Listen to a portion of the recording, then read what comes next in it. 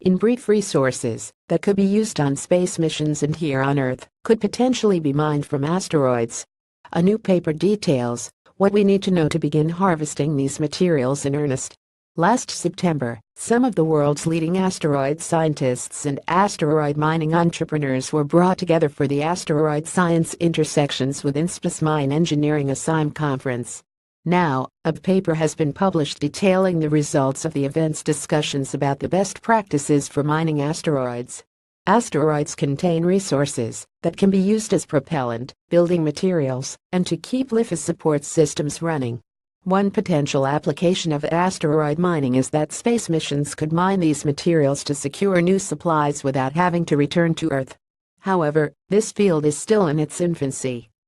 A conference like ASIM is intended to push progress forward, highlighting gaps in what we currently know as well as compiling knowledge from the best minds working in this space.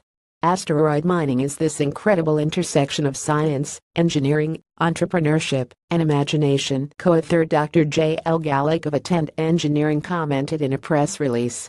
The problem is, it's also a classic example of a relatively young scientific field, in that the more we find out about asteroids through missions like Hayabusa and Rosetta, the more we realize that we don't know.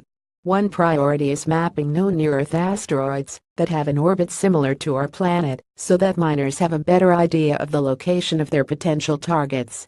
The paper suggests that better access to relatively large telescopes is necessary for this to be possible. We also need to know more about the relationship between asteroids and meteorites, so that there is a better understanding of which resources might be found in which asteroids. Mining money. An end goal of asteroid mining research is to allow the whole process to play out in space, including the application of the resources that are harvested. However, before that's a reality, those materials will most likely be brought back down to Earth.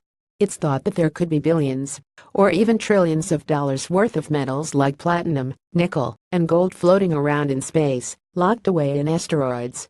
Various companies have already gotten wind of the potential profits, and as such, the likes of Planetary Resources and Deep Space Ventures are actively pursuing the possibility.